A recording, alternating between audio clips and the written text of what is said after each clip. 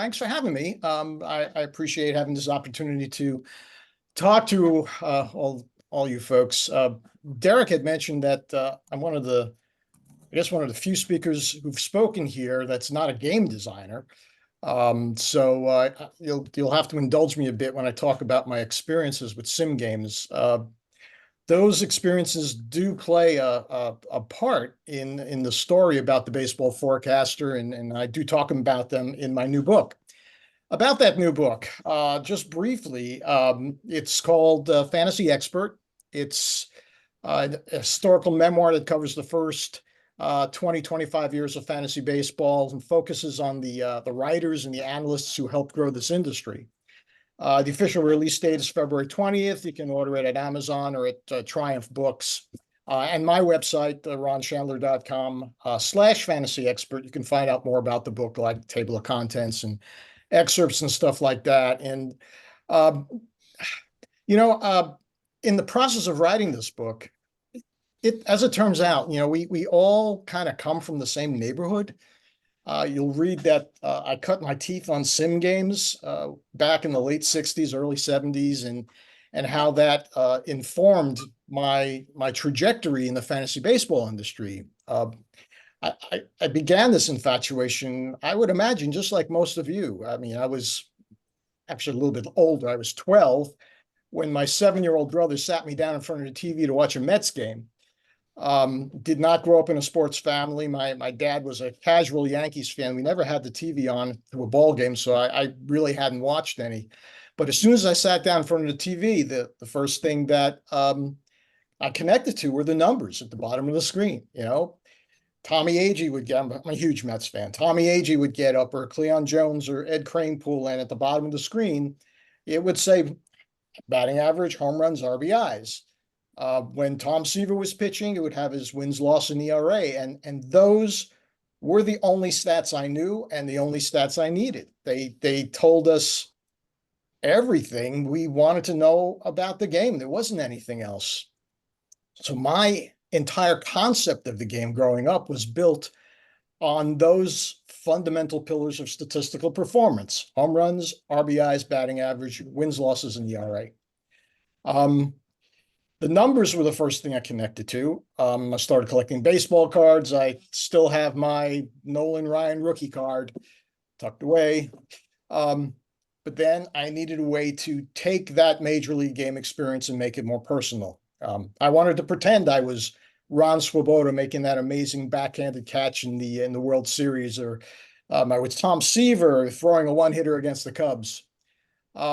So my brother and I, we found Kadaka All-Star Baseball, and we were enthralled with this game. It's the one with the spinner and the discs, and to this day, I remember what every number represented. The outside of the card was apportioned based upon how often the player did certain events, and 1 was a homer, and 5 was a triple, and 11 was a double at the 7 o'clock spot on the card.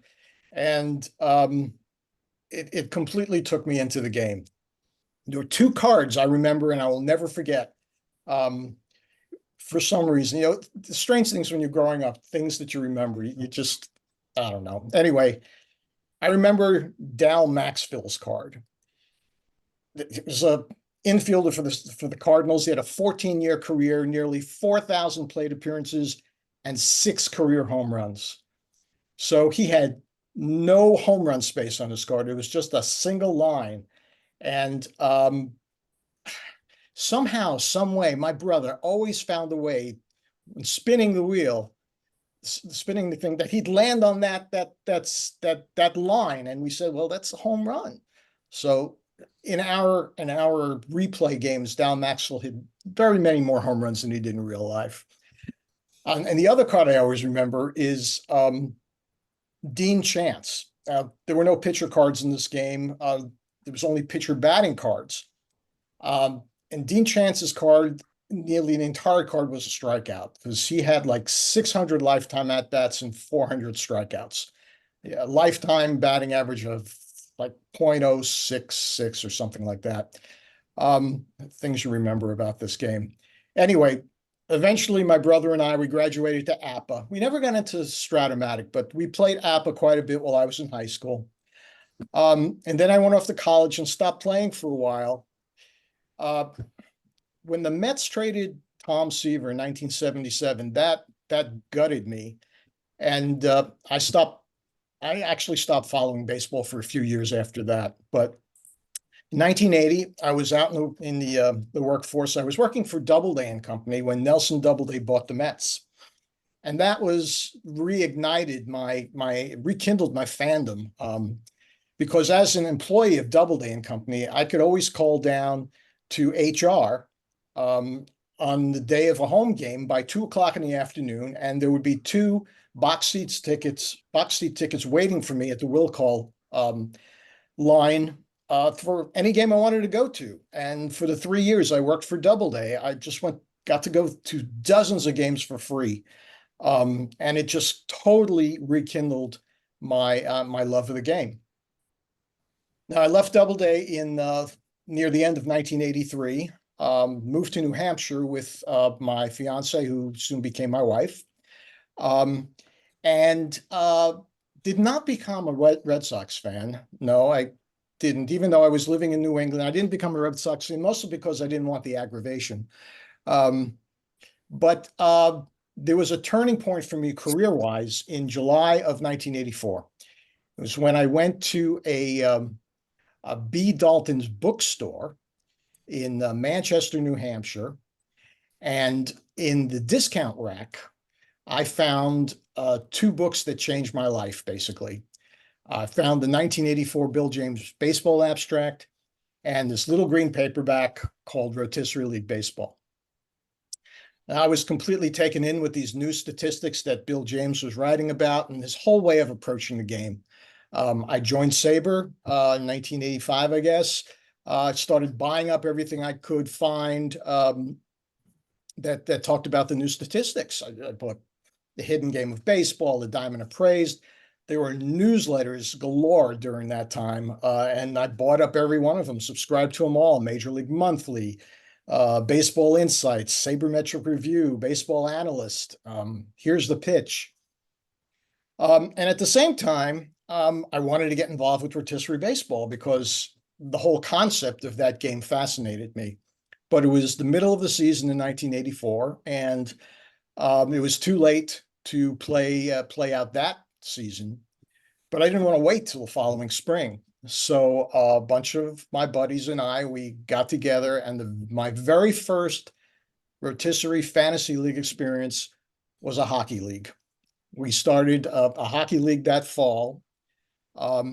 And the very first player I ever purchased in a fantasy auction was a Pittsburgh Penguin rookie by the name of Mario Lemieux. And that worked out pretty well for me. So the following spring we did baseball, and we used the Rotisserie League Baseball book as sort of a guide and a set of benchmarks for this fantasy experience, but we didn't play completely by the book. And we made one big tweak to the rules starting that first year playing rotisserie baseball. Now, this tweak was huge, and it was never mentioned in the book. But it seemed so completely obvious and logical to me that we split the pot. The winner of the regular season got half the pot, and the other half went to the winner of a postseason simulation. Now, my buddies were not into sims back then, but I'd always been into simulation baseball. It made such incredible sense to take our rosters at the end of the season and enter the stats into a sim game and play out a postseason. And that's what we did. We took the final stats. We took only the stats for our players during the time that they were on our roster during the regular season. So if I only had Roger Clemens for half the season, I only got the last 3 months worth of his stats that I was able to plug into the sim. And it really was, it forced us to build our rosters on draft day, not only to maximize rotisserie stats, but also create a viable lineup that would generate runs. And that's not something that the founding fathers of rotisserie ever really talked about. They were back then just the 8 categories, the 8 roto categories. So I remember 1986, my team finished, I think, second place, got into our playoffs. But the team did so well because I had just had a ton of stolen bases. I had Mariano Duncan, who had like 45, 48 stolen bases. I had Harold Reynolds, who had another 30 some odd stolen bases. But both of those players had on base averages like at 270. So once we got into the postseason playoffs, I at that point I would normally put my speedsters at the top of the line because what I didn't know for on base averages at that point, but they wouldn't get on base, obviously, because they were facing better pitching in the playoffs. So I kept losing in the simulations, and it actually took me 4 years of playing these sims to get through the first round of the playoffs in these leagues. I remember one year too. I had Jeff Ballard, who won 18 games at a 3.43 ERA through like 200 some odd innings, but only struck out like 60 batters in those 200 innings. So when I pitched him in the postseason, those strong offenses I was facing would just pummel him with the balls in play. So many of them would go through, and he'd give up all these hits. So it really changed the way I played the game. But when we started doing this, the biggest challenge was finding the software to use to play out these postseason series. And I was thinking back to that first year in 1985, what software we used, and I remember the screen. I remember it was set up, and thankfully Derek has his retro computer baseball game review online there, so I was able to scan all those software, and it immediately popped out at me. We use the SSI computer baseball, and for that first year, the postseason series. And if I could encapsulate the experience of playing out basically 3 best-of-7 series using that software, if I can encapsulate it in one word, I would say it was excruciating. It was agonizingly slow. It took over 45 minutes to play a game, and it just took way too long to do. And I remember the animation and the graphics. You'd get a hit, and the little icon ball would go slowly to the shortstop and then slowly over to first base. And it was like Stepford Wives baseball. I mean, so when we got through that, the other guys in the league said, "Hey, Ron, nice idea. We can't do this again. You got to find a different software package that is quicker. We can't be sitting here for 7, 8 hours doing 3 best-of-7 series." So I spent the next year looking and trying out different software, and in 1986, I found the package the software that we stuck with for the next few years, playing out these postseason series, and that was Lance Hafner's Full Count Baseball. And I am a huge Hafner fan. I'm trying to remember, the name of the guy who I talked to a lot back in the 80s was Sean Payne. Was his name? I think he was a programmer, designer, or something like that. But Full Count was great. We didn't need the fancy graphics. We didn't need the animations. All we wanted was statistical accuracy.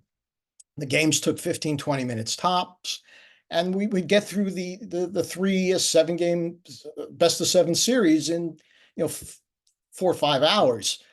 Now, who was really keeping time, but it was a lot better than the alternative, and we just embraced that whole aspect of the game, and we had a whole lot of good time with it.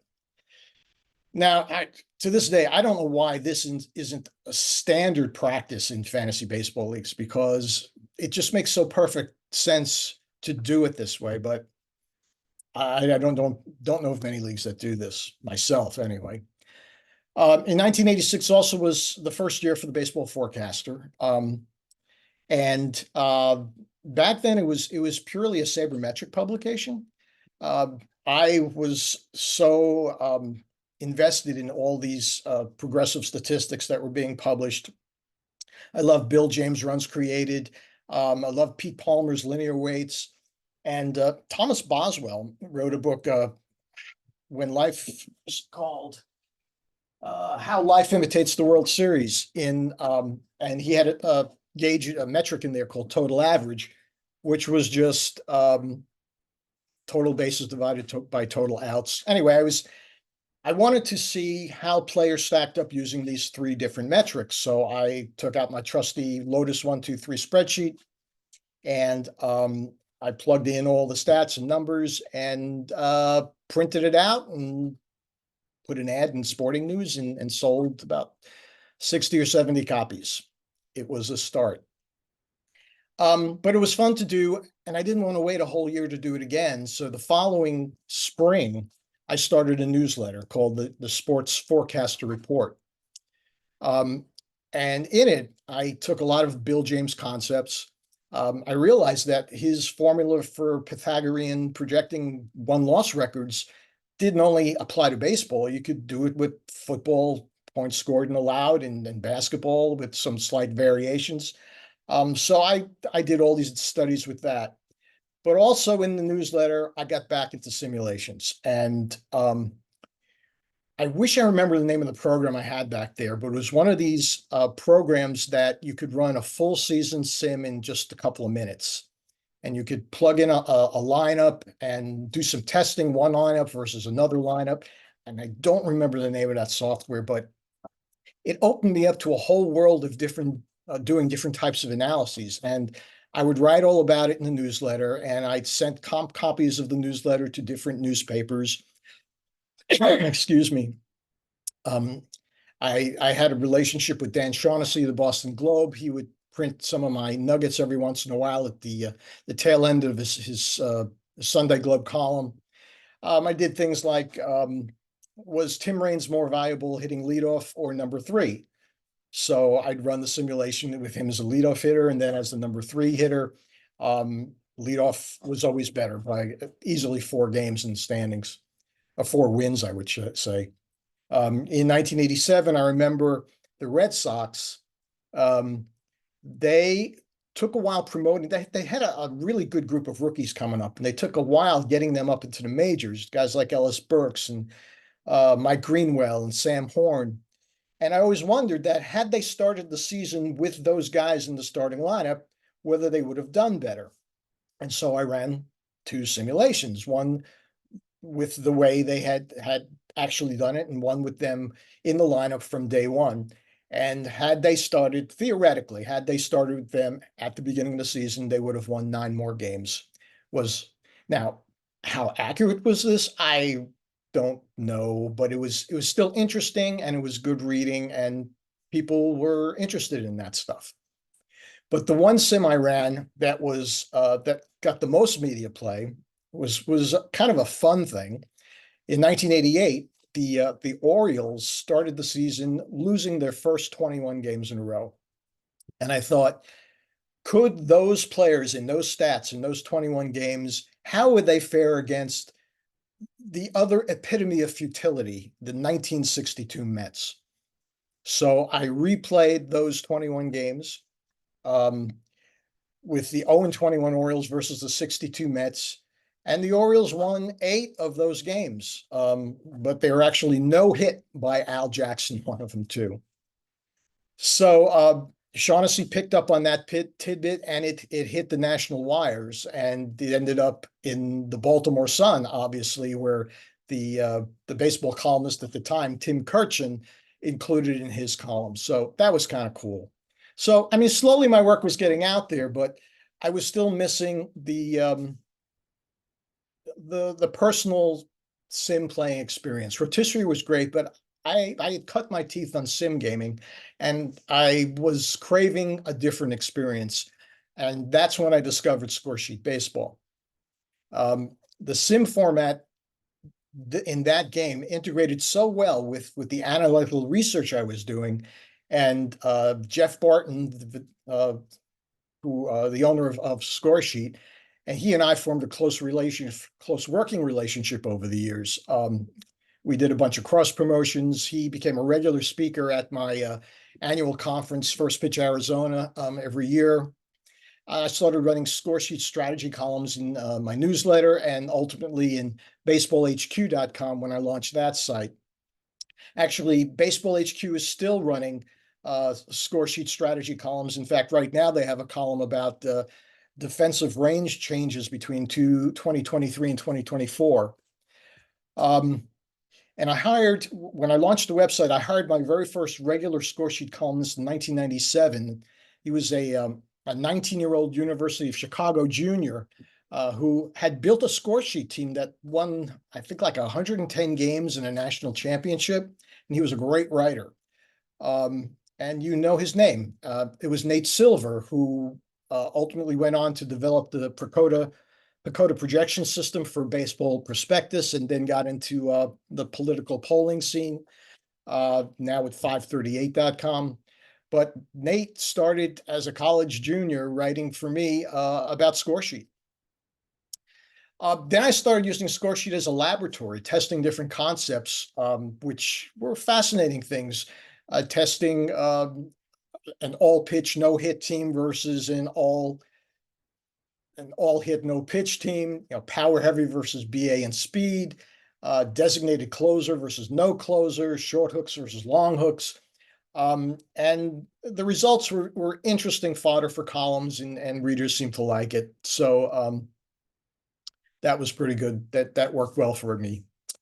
And beyond Scoresheet, I had one other brief involvement with the sim world in 1991, which unfortunately was short-lived, but it was potentially a very interesting project. I was contacted by Neil Swartz, who was the president of Micro League Sports. And he was trying to design this new product that combined sim gaming and fantasy. And the product had a name, and it was a terrible name. It was called USA Today Micro League Fantasy Manager Baseball Analyst. Just a mouthful that, from a marketing perspective, was a horror show. But the thought process behind this project was that you could take projected stats and plug them into your sim and play out the season in advance. And that's what he wanted from me. He wanted basically, it was supposed to be a joint venture where I supplied the forecast data and would consult on the fantasy applications, and they would create this product that at the beginning of the season you could play out the whole year, or if you were like in May or June, you could download the stats from USA Today and add the balance of season projections that we were running and play out the rest of the season using the Micro League Baseball simulation. It was a big project. It was a big undertaking, and it unfortunately was not very well planned. We ran into some problems just in communication, and there were some contractual elements that fell through the cracks, and there were problems left and right. The long story short, 3 months in, I had basically had it with the way the thing was run. I wrote him an angry note, and he pulled the plug on the whole thing.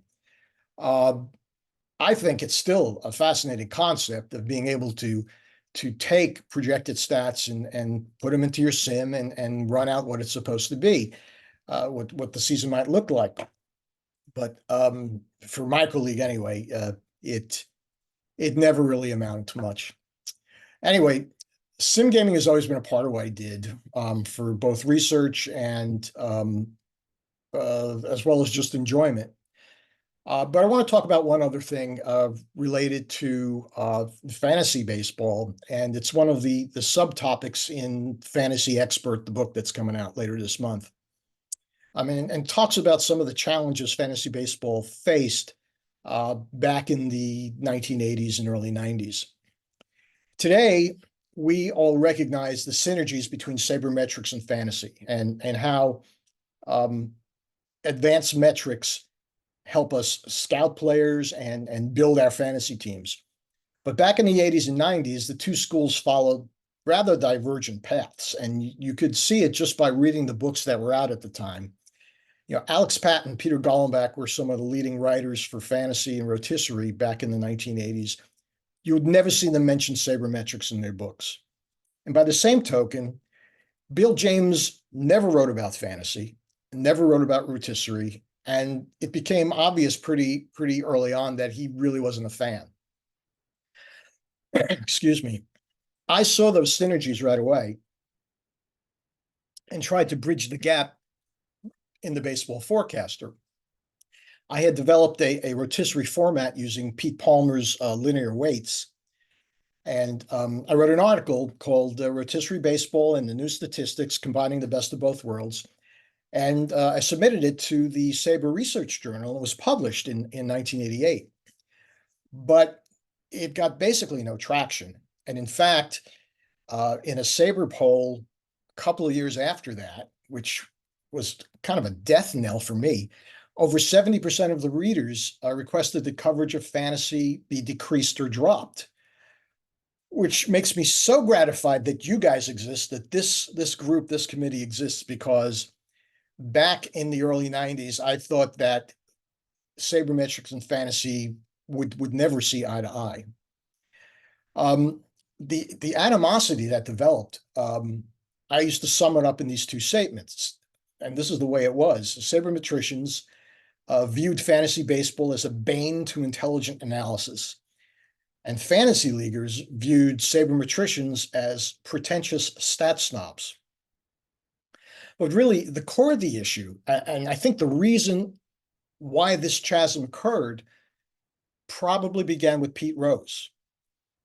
Now, Rose was permanently banned from baseball in August 1989, and Major League Baseball, MLB, went on high alert for anything related to gambling. They didn't know, MLB didn't know if fantasy was gambling, but it smelled like it. So anything that had the slightest whiff of gambling was considered toxic. So MLB was highly dismissive of fantasy leaguers and the growing cottage industry that was growing around it, even though they were very willing to take in advertising dollars from fantasy businesses. And the problem was sabermetricians kept fantasy leaguers at arm's length too, because serious analysts wanted to stay in MLB's good graces. They hoped to make some inroads into front offices, and they needed to maintain a positive reputation, credibility. So they did all they could to separate themselves from something that smelled like gambling, which was fantasy baseball. Now, MLB was not the only ones who thought we were doing something potentially illegal. And in 1990, the law started knocking on our door too. And there's this interesting story about a firefighter in Florida. He was a lieutenant in the North Lauderdale Fire Department, and he ran a fantasy league. And apparently he ran it out of the fire department. And it caused him to lose his job. The state attorney's office was investigating him on suspicion of illegal gambling, and he was brought up on 3 charges. He was brought up on a felony for running a gambling operation from a firehouse, a misdemeanor for using city equipment to gamble, and a 3rd misdemeanor charge of just general gambling charge.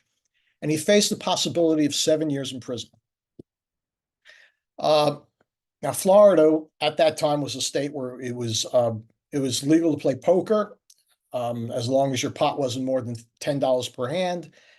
Golf, bowling tournaments were legal. Cash prizes were legal. Dog racing, horse racing, jai-alai, all legal. And Florida ran the country's largest state-sponsored lottery. Yet, the Florida Attorney General issued an opinion that playing fantasy baseball was a direct violation of their gambling laws.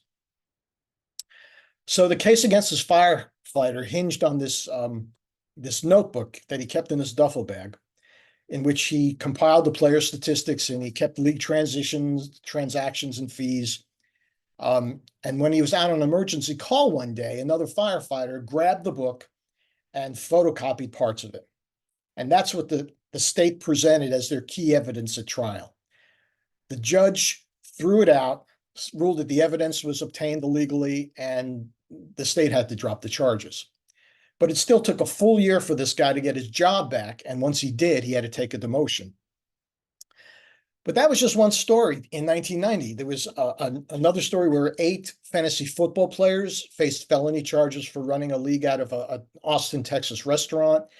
And the head administrator for the Iowa Racing and Gaming Commission was suspended for using his office computer to compile fantasy stats. I did that all the time.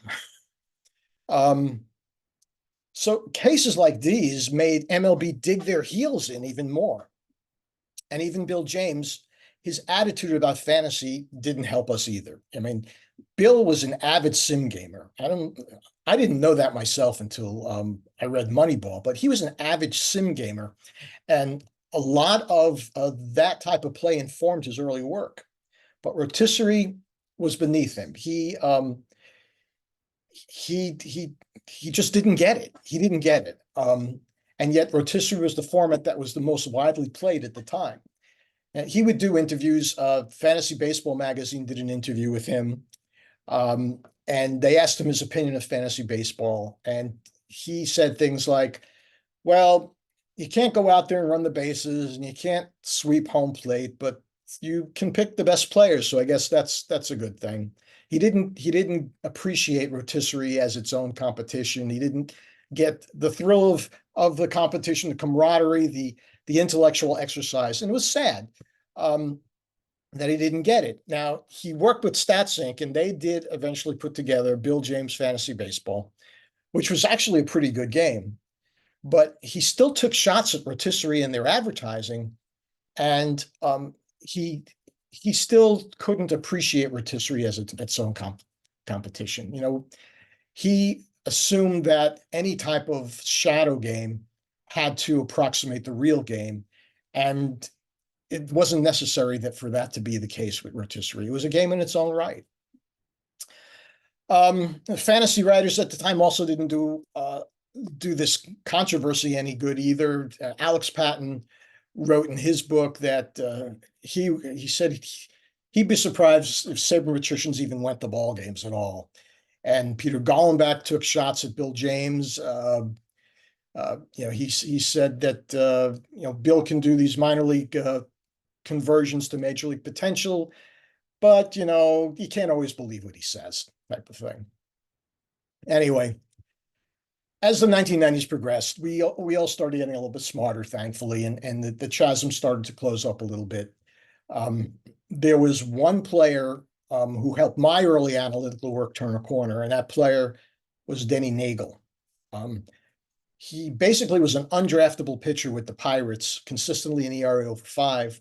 But by that time, I was looking at walk rates and strikeout to walk ratios, and his support metrics were actually pretty darn good. So I wrote a glowing recommendation for him in the Forecaster, and people thought I was completely crazy. But in 1996, he improved to a 3.43 ERA and turned the corner. Several years later, in the first Tout Wars draft, I was faced with a similar set of statistics from Jose Lima. He was just named in 98 was named the number 4 starter for the Houston Astros, coming off 3 seasons where he couldn't get his ERA even close to 5. But his support metrics were superb.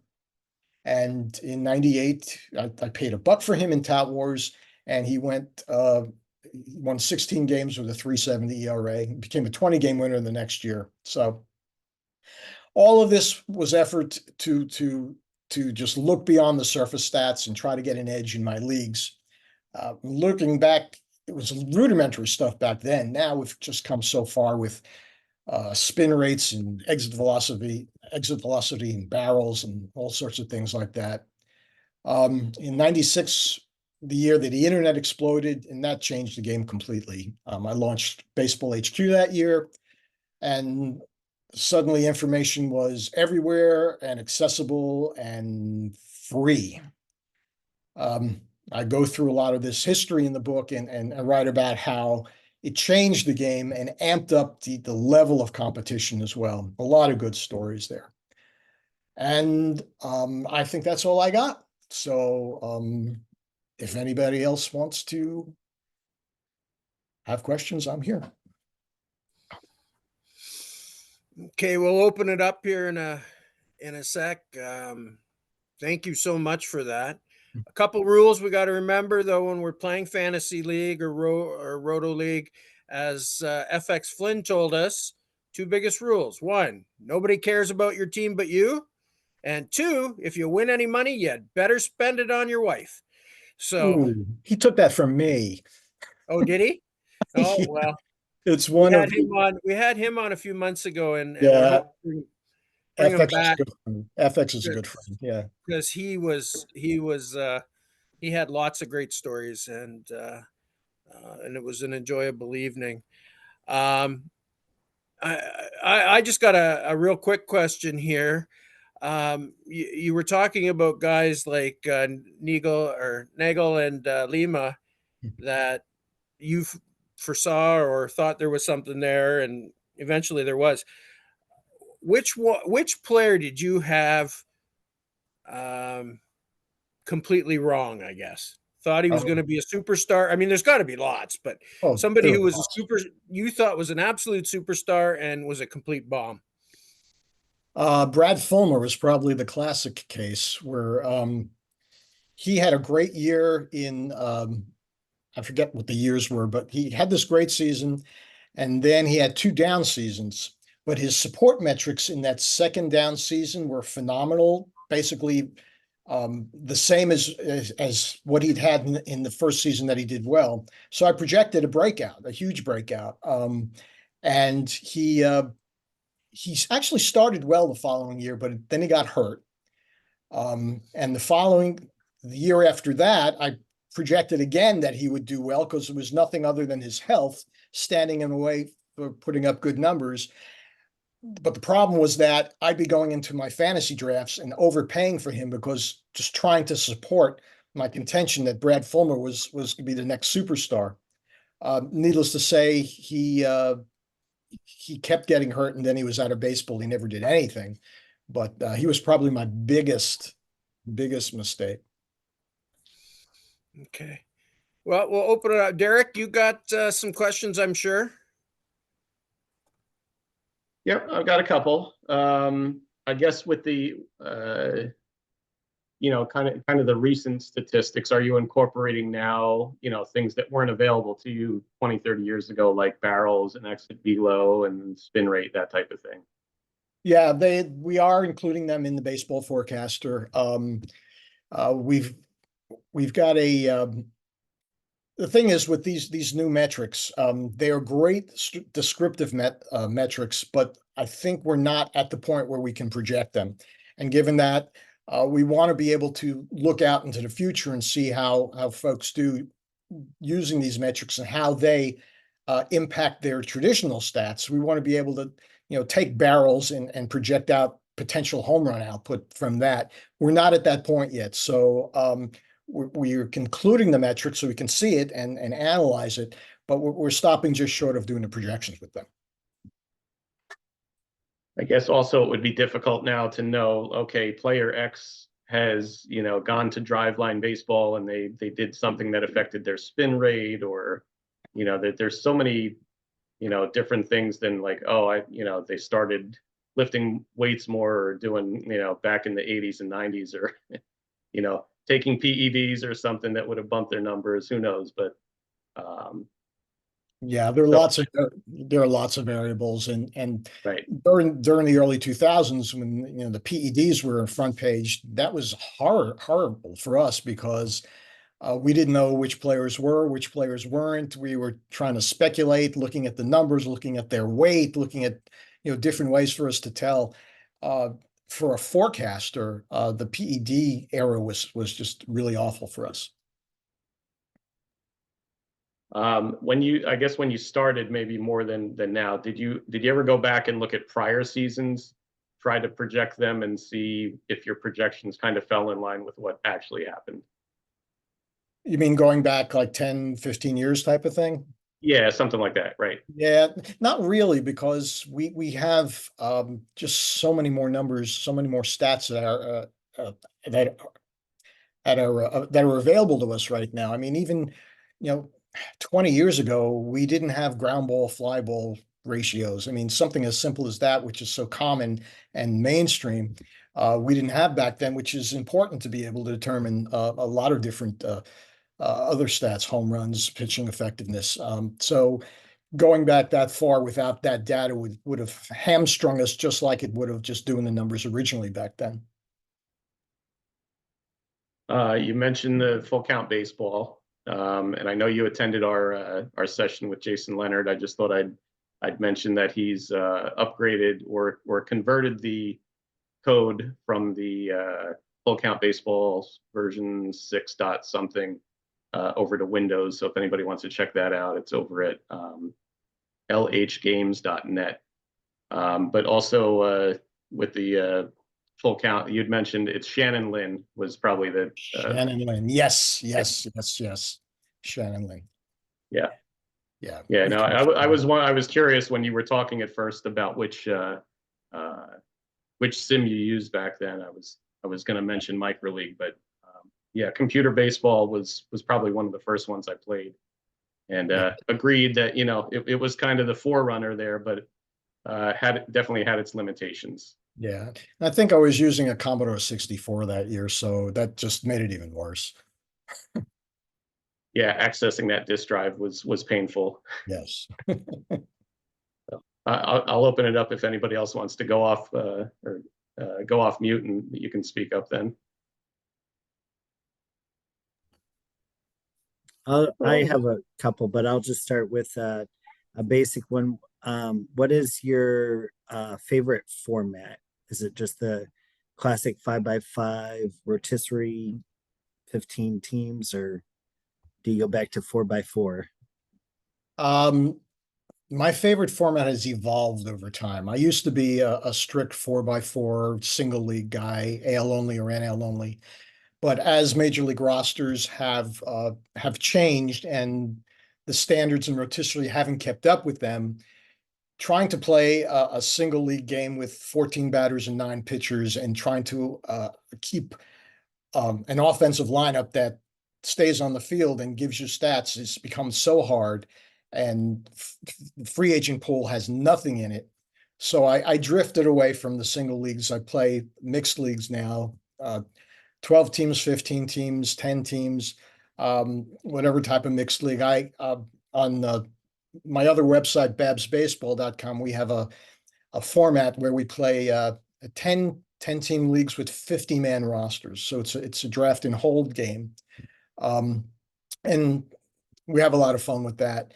But to be honest, if you put me on a desert island and said you only get to choose one type of fantasy game to play with for the rest of your life, it would have to be Score Sheet, because the sim gaming is like nothing else. And so, yeah, that would still be my favorite. And Jeff knows that too. Jeff Barton knows that. I was wondering that Jeremy actually stole my first question. I've played lots of Roto over the years and lots of drafts and lots of auctions, and there's appealing parts to both of them. But one of the things that auctions generally drove me crazy. But I was always wondering if there would ever be any interest, or if anyone has done an auction with sealed bids, whether there'd be any interest in that. With sealed bids, I haven't myself. Yeah. I mean, the way we do FAB, free agent is basically a sealed bid system. Everybody just has one shot. I hate it. I don't like closed auctions. I don't give me open bidding every day for every aspect of the game. Mm-hmm. All right.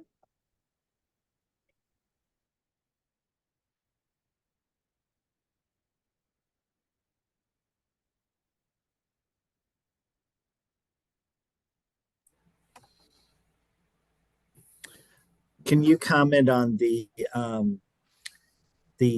issue at NFC platform? I know you don't have anything to do with platforms, but several of the analysts thought that it was going to hurt the game. There's a lot of high level gaming that happens on that site. I just wonder how you interpreted that news event. Yeah, that was unfortunate. And Greg Ambrosius is a friend of mine, and I felt real bad that he had to go through that. I mean, they're taking all the steps necessary to correct the situation and make sure it doesn't happen again. But I'll be honest, I've never played this game for any money of consequence. I've never played in the NFBC. I I've always played this for the intellectual exercise. That's what always drove me to play all of these games. And once you get money involved, when that starts driving decision making, it changes the game.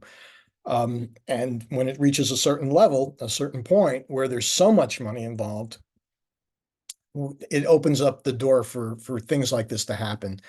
It's unfortunate, and I'm sure the NFBC, the NFFC will survive, but it really opens us up to what's out there and what could happen. So yeah, unfortunate situation.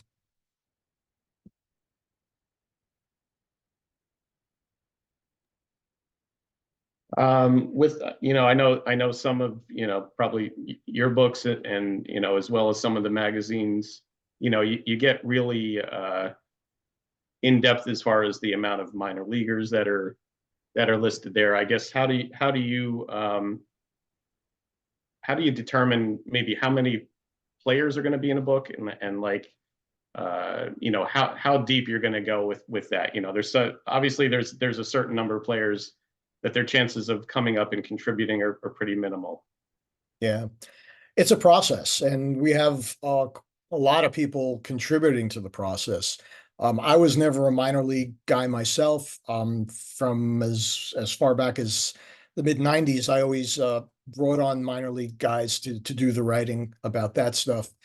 But with the baseball forecaster now, the process starts in September, where we go through the player stats from the previous season, and we have a group of analysts that looks at each individual team and who they think will make an impact for the following season. And that includes both major and minor leaguers. And they assign basically percent playing time potential for each player. And for the batters, anyone over like 10 or 15% will get a box in the forecaster, and pitchers is a different percentage. And a lot of it's subjective, but it's a combined effort with both our major league analysts who look at the teams and our minor league scouts who look at the prospects to see which are the ones that are most likely going to make an impact the following season.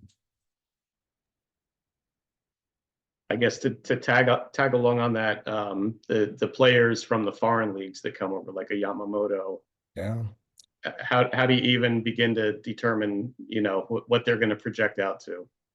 We have one guy, Tom Mulhill, who looks at the players in East Asia and in Cuba and anywhere else that they might come over. So he gives us a list of players who he thinks has the potential to be posted, who he thinks will eventually come over, and a time frame, what year he thinks they'll hit the majors. And then we include that as a section in the forecaster.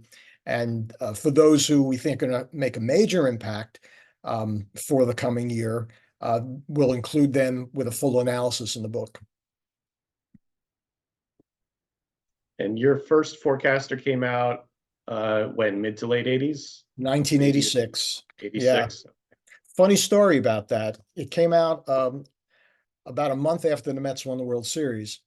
And I was still working in corporate America at the time. I was doing marketing and publishing companies.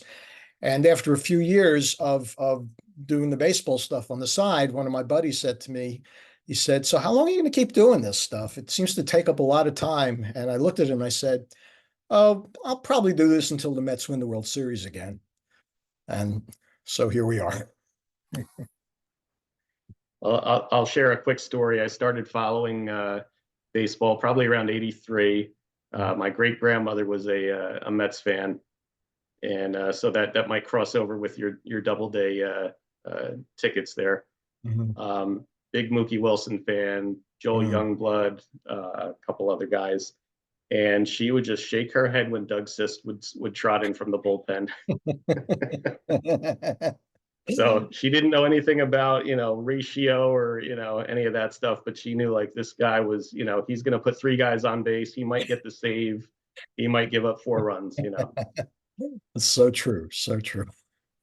Here in St. Louis, we had signs on my elementary school walls that said Mets are pond scum. So we're not quite the same level of fans that you are. Yeah, I actually worked for the Cardinals in 2004.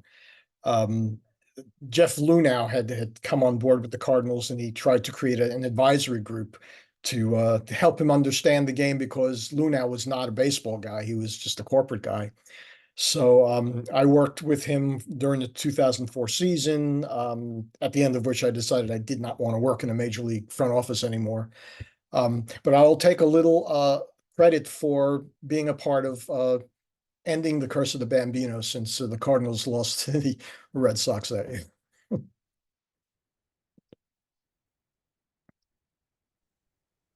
Hi, Ron. I agree with you about the score sheet. I have 9 teams, and I just really like that more. I have 2 roto teams. It's just Yeah, not the same. it's not. It's a great game. But what I wanted to ask you is what players that are playing now do you really enjoy watching play? You know, I've stepped away from Baseball HQ, actually starting to pull back a little bit myself, which is what opened up my time to write this book. And in doing so, I've kind of reinvested my time in the Mets, because for the longest time, even though I was a Mets fan, my job was to be objective and to look at all the teams. But I just enjoy watching the Mets. There are a couple of other teams that I like to follow. I really like what the Tampa Bay Rays are doing. I've always had a certain weird fondness for the Colorado Rockies. I don't know why. So I look at players on those teams, and those are the teams I like to follow. Thank you. Yeah. Matthew's put a question here in the chat. Ah. He's wondering what kind of inputs you have in the minor league baseball analyst, or is that completely separate from your forecaster? Yeah, it is a completely separate process. Brent Hershey basically handles the minor league baseball analyst, and he's got his staff of writers, and they're basically all scout type people who put that together. The forecaster, the process starts at the end of August and runs until Thanksgiving when it goes to press. And from the moment it goes to press, Brent starts working on the minor league book, and that goes to press in early January. So it's a big process. I really don't have any involvement with the minor league book at all.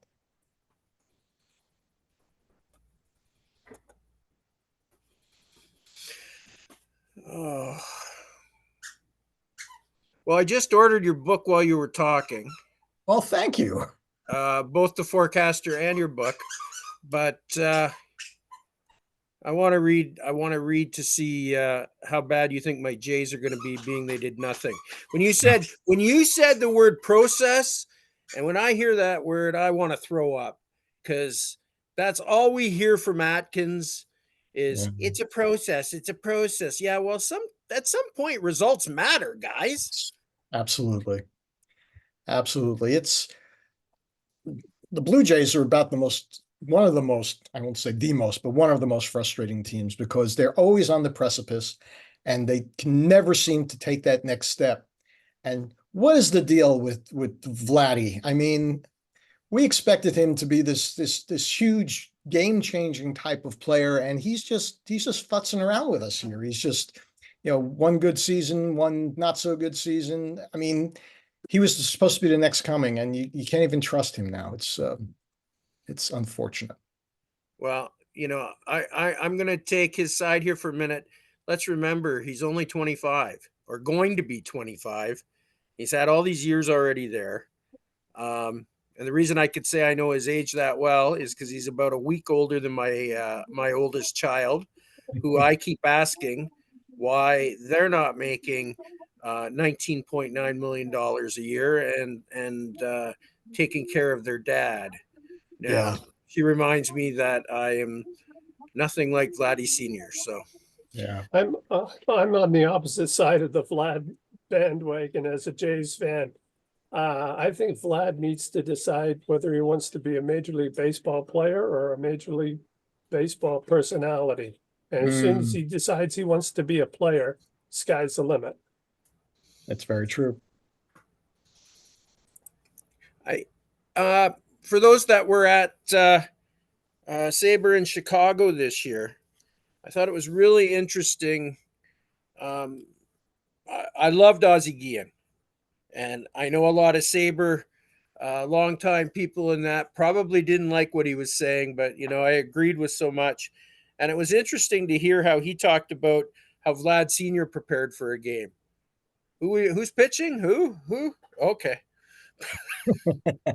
Instead of looking at all the numbers and everything else. And I think part of the reason, well, Junior had a couple things going on this year that a lot of people, I mean, he had injuries that people didn't know about. They all do.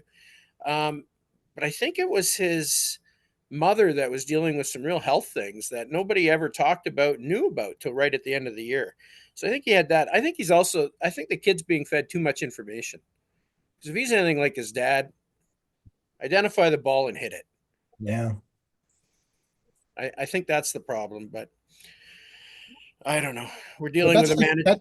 But that's the game now. I mean, you need to be able to process all that information as a major Well, league. It's not just who's pitching. It's you need to know what he throws and how he throws it and how the defense is positioned. And you need to go to the plate and know exactly what you're going to do. You can't just go in blindly anymore. They also, though, need to manage with their eyes and not just numbers. I mean, pulling Barry, I can't even pronounce his name probably right, but pulling Barrios out of that wild card game was one of the biggest mistakes they ever made. Which, talking about Minnesota, I'm going to plug the SABR convention that is this year in Minnesota. I see our president, Mark Armour, just posted on his X feed or Twitter feed a reminder of the 4 Hall of Famers that are coming this year, for sure. Jim Catt, Bert Blyleven, Tony Oliva, and of course the immortal Rod Carew. I think it's the most, I think I read it's the most Hall of Famers that we've had at a convention. I'm hoping to go, and I hope to see many of you there. But open it up. Is there any more questions? I see Matthew. Yeah, you're on my side here. He's on the cover of, we're talking about Vlad Jr. still. He's on the show, MLB The Show this year. And it was interesting. I read a whole bunch of stuff online getting mad about that because many were saying it should have been Acuna Jr. But apparently he's already getting royalties or payment for being the cover athlete for another game. So he really wasn't available. So do we have any other? One more Okay. question for Ron. Go ahead. Sure. Do you guys? I think I know the answer, but I'll go and ask. Are there any plans on doing first pitch as a tour anymore? Is it just always going to be Florida and Arizona? My best answer to that has to be I don't know. The local tours did really well for a long time, but then attendance started really to drop, and so we tried Florida for the first time just before the pandemic hit, and we did really, really well. Last year we came back to Florida and did really, really poorly. So this year we're back in Tampa, and the Florida conference is still trying to find its footing, and if it does, we'll probably stay here. But if it doesn't, we might very well go back out and do the local forums again. So I guess a lot depends upon how this year's conference in Florida does. Well, I guess I'll be rooting against it. I love traveling. I love doing those local conferences. They're so much fun. I hope we do it again. We'll see. I wanted to mention that I'm actually, I know I mentioned the Mets earlier, but that I'm an Angels fan. And I think the last 14, 15 years, we've been going with the Stars and Scrubs method. But Ron, I wanted to ask you if you have any particular, any methods at the auction or at a draft that you kind of follow, or do you just see how the draft or auction is flowing and kind of pivot? Yeah, I mean, I have a general idea of what I want to do, but for the most part, when it comes to my offense, I like to accumulate plate appearances, which usually means spreading the risk among a lot of players. But when it comes to pitching, I'd like to go stars and scrubs with pitching because if you get the right anchors, the right anchor starters, you can do really well. And I've always found it easy to be able to cherry pick in the end game to find good low cost pitchers to fill out the back of your staff. So that's what I tend to do. And how about with your free agent bids? I guess do you try to outbid everybody, or do you try to get sneak in there with a couple $1 or $2 guys that you think nobody else is aware of? Yeah, I'm always in the bidding for somebody at low cost. A lot of small bids. I like doing that, and I like to spend 60% of my FAB budget by the All-Star break, maybe even more, maybe 70%, because I want to get the most playing time potential out of these guys, and I don't worry about in single leagues worry about the league crosses or anything like that, and not enough changes during the trading deadline to justify holding back any FAB for that. So yeah, I'd like to spend it early and often. All right, excellent. I guess let's see if got anybody else that wants to chime in, or maybe we'll wrap here shortly.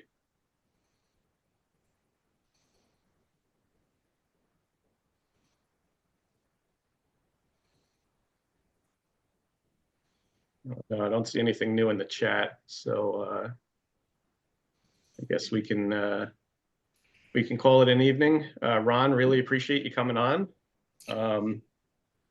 If you have a copy of your book you want to hold up, but it's Fantasy Expert is the new book, right? Yeah, this is the new book, Fantasy Expert. When you get it, it'll be the correct. It'll be right side. Won't be mirror image when you get it.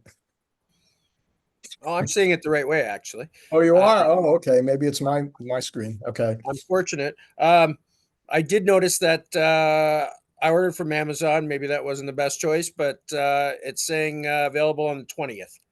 February 20th is the official release date. Yep. So, yep. Looks great. You guys who write books, I take my hat off to you. I don't have enough to say to write a book, so you'd be surprised. Pardon me. I don't have enough to say that people are interested in hearing that to write a book, but that's beside the point. It was great. A reminder too that we've got a redo coming up.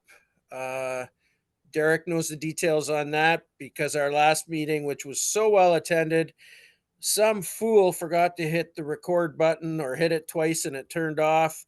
And I'm taking full credit for that one.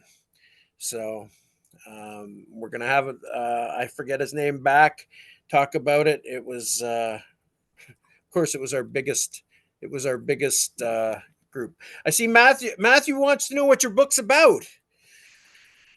My book is about the history of the game. It's a memoir, but it's an historical memoir. So it covers the beginnings of rotisserie. It talks about Bill James and the founding fathers of rotisserie and my experiences and what it was like to play the game in the 1980s. And it goes all the way up to talks about the impact of the internet in the late 1990s, and it takes it through about 2008 when I sold my business. So it goes through that whole period of time. It talks about my year with the Cardinals and if you've read the book Fantasyland, it talks about the book and the movie that came from that. So it goes into a lot of areas. I'm Yeah, looking. I was going to mention that I don't know how many folks used to do this back in the day, but I probably should have owned stock in USA Today by the number of papers that I purchased over the course of a year and we would sit there and manually input the stats until we were old enough to pay for a stat service. Yeah, same. I do find your story about, and I'm hearing it from a number of people, how areas of baseball that the starting brethren, I guess, of SABR didn't like sort of got forced out or didn't feel welcome. And I know when Derek and I took over this committee, we said, no way, we're not saying poo-poo to anything. I do think we might have, we do have a limit about gambling. We can't support that. Right. We don't want to be like Shoeless Joe Mhm. and Pete Rose, but ultimately, we're not going to say no. And I don't think SABR can afford to. I mean, we've got to get younger, and we need to find what the triggers are for younger people, and I think this is one of them. Yeah. I do really appreciate that your group exists, because back in the late 80s, I mean, they had a committee back then for poetry and baseball, but nothing for fantasy. It was boggled my mind, but I'm glad you guys are here. I appreciate it. That's great. Last call. Anybody want to ask any more questions of Ron? Other than, okay, Ron, you've done the forecaster for Okay. 2024. Mhm. Who's going to win the World Series? Yeah.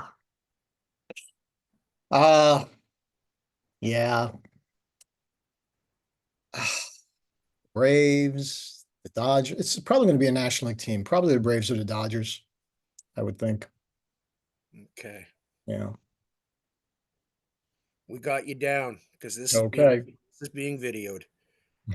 My son is still wondering when he checks his phone every 30 minutes to see if the Cubs have re-signed Cody Bellinger yet. Oh, yeah. They probably will. He fits in there too well for them not to. Well, I don't know. Where's Blake Snell going?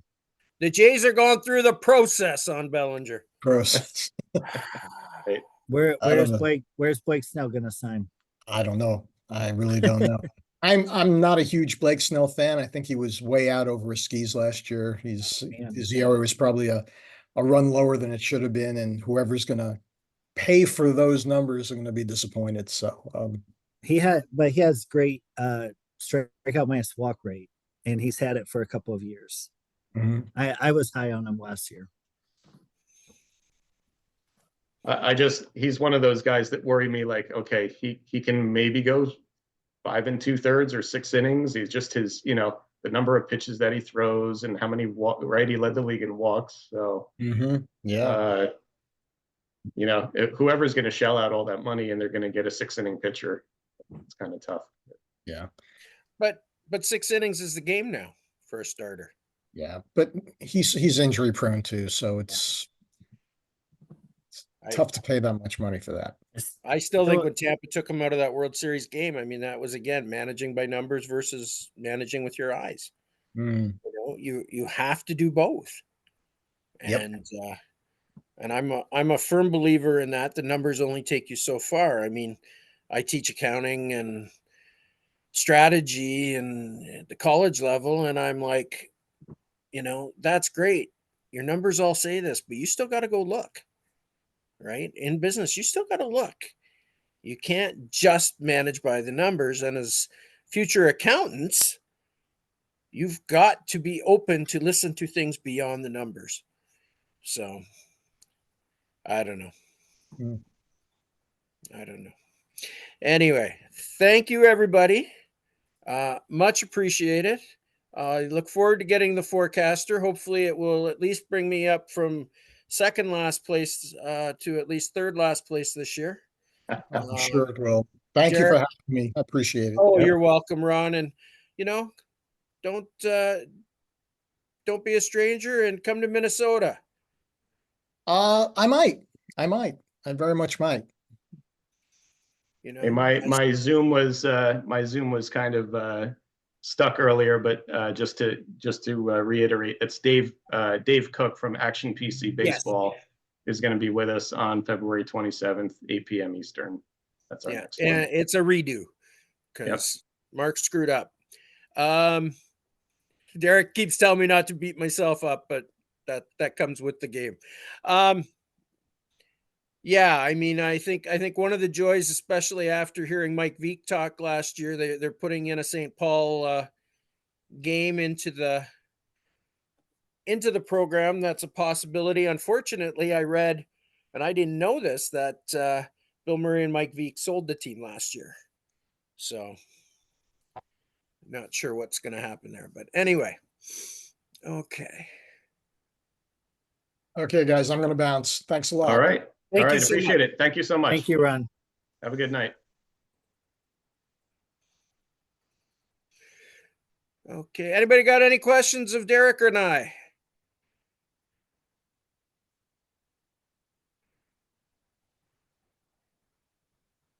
I don't think so. Okay, I'm going to hit the recording button off for now. So, okay.